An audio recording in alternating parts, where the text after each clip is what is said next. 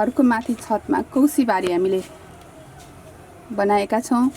यो कौसीबारीमा के रोपेको छु कस्तो छ भनेर मलाई आज सेयर गर्न मन लाग्यो साथीहरू सबैजनासँग, त्यसैले म यो सेयर गर्दैछु। यो क्याप्सिकन हो, साह्रै धेरै फल्दो रहेछ यो क्याप्सिकन। करिब 3 महिना जति भयो यो फल्न थालेको। हामीले रेगुलर खाइरहेछौँ क्याप्सिकन। यो क्याप्सिकन चाहिँ जारमा रोपेको छौँ, पुरानो जारहरू ल्याएर रोपेको छौँ। यो भिन्डी हो, हेर्नुहोस्, यो पनि जारमै रोपेको छौँ। यसमा पनि भिन्डी छ, भिन्डीसँगै क्याप्सिकन रोपिदिएको छु। अर्को छिमलको बिरुवा रोपिदिएको थिएँ, त्यो चाहिँ त्यति राम्रो भएको छैन सिजन सकिएर। यो भिन्डी, यो काँक्रा चाहिँ जारमा मेरो अनुभव अनुसार भएन। सिमी हेर्नुहोस् कस्तो मजाले फलेको छ।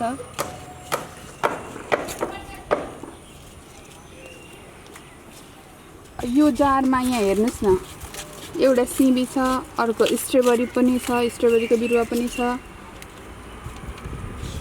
यो माछाको क्रेट हुन्छ, त्यो क्रेटमा रोपेको यहाँ यो स्ट्रबेरीका बिरुवाहरू।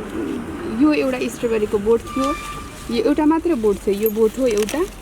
अनि यसबाट हामीले जाडो सिजन बढ्यो फल्यो र बिरुवा अहिले यसले फालिरहेछ। यहाँ पनि स्ट्रबेरी छ, खोर्सानी त्यसैसँग रोपिदिएको छु एउटा।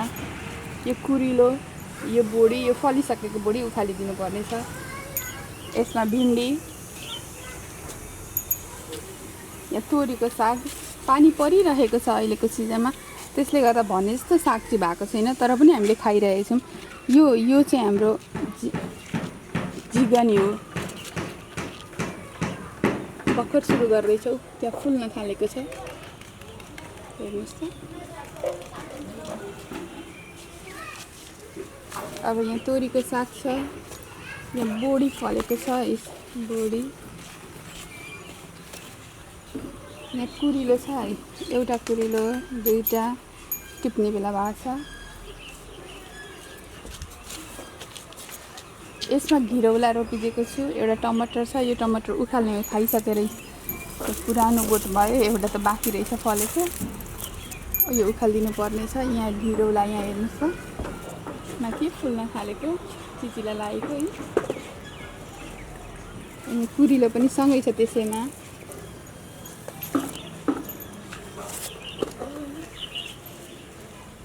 यहाँ स्ट्रबेरी छ, एउटा भिन्डी रोपेको छु र यहाँ सिमी छ, सिमी फुल्न थालेको छ, मजाले फुल्दैछ। यहाँ भिन्डी, यहाँ पनि यसको मुनिबाट हाँगा फालेर अर्को पनि यहाँ भिन्डी फलेछ हाँगा बनाएर। त्यो करेला,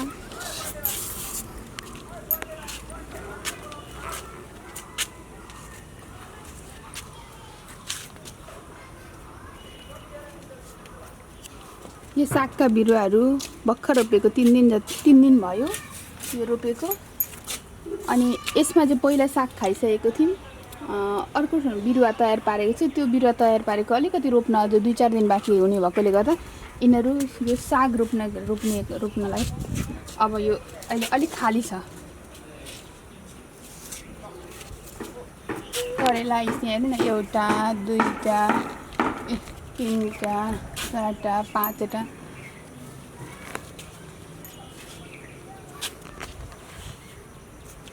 यो छोरीको खेल्ने थियो, अनि यसमा यो फुटेपछि मैले यसमा माटो हालेर यसमा जिम्बु रोपिदिएको छु। दाल झन् साह्रै मिठो हुन्छ जिम्बु। अब यता हेर्नुहोस्,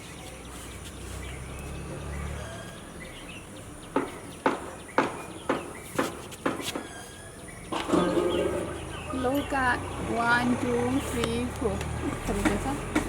भोलि पर्सितिर खानुपर्छ होला। करेलाहरू पनि फलिरहेछ, निकै फल्यो यो बोटबाट करेला। यहाँ सिमी, यसमा सिमी र भिन्डी दुईटा रोपिदिएको छु यो जारमा। बोडी हेर्नुहोस् न, त्यहाँ बोडी, यहाँ बोडी,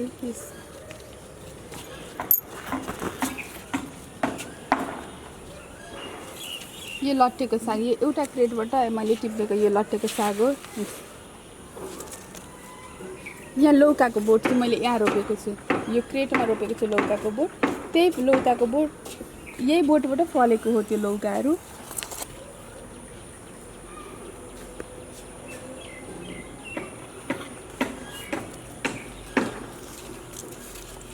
यहाँ छ एउटा सिमी फुल्न थालेको छ, यस माथि माथि एउटा चाहिँ फलेको, एउटा दुईवटा यहाँ फलेको छ, भर्खर फल्न सुरु गरेको छ तिते करेला।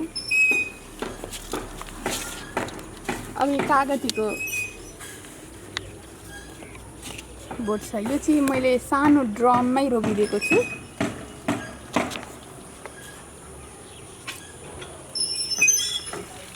यो भिन्डी पनि, यो जिरे खोर्सानी हो, यसलाई अलिकति समस्या चाहिँ भइरहेको छ।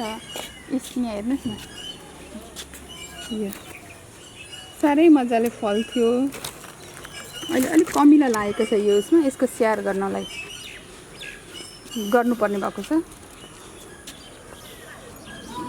यो भिन्डी, अब तपाईँहरूलाई लाग्ला यो चाहिँ के गरेको हो भनेर, यो चाहिँ मैले फोहोरलाई व्यवस्थापन गर्ने एउटा नयाँ उपाय अपनाएको छु। कम्पोस्ट बनाएको ठाउँमा भातहरू भएको हाल्नलाई अलि मल पनि अलि नराम्रो, अलिक घिनघिन लाग्ने भएकोले म भातहरू चाहिँ प्रायः यसरी एउटा डब्बा गाडिदिन्छु। मुनि धुलो पारेको हुन्छ, धुलो हुन्छ, त्यसलाई अलिकति फराकिलो पार्छु र यो यसैमा गाडिदिन्छु। यो घिउकुमारी पनि रोपेको छु, गमलामा छ। यो पुदिना,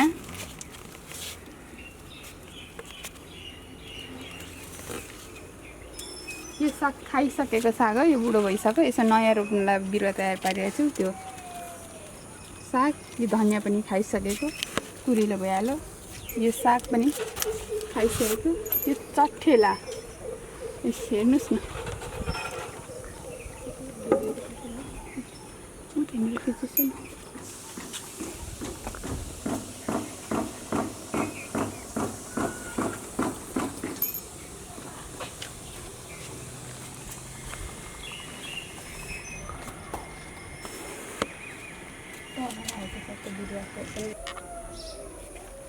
यो चाहिँ रोप्न तयारी हुन आँटेका सागका बिरुवा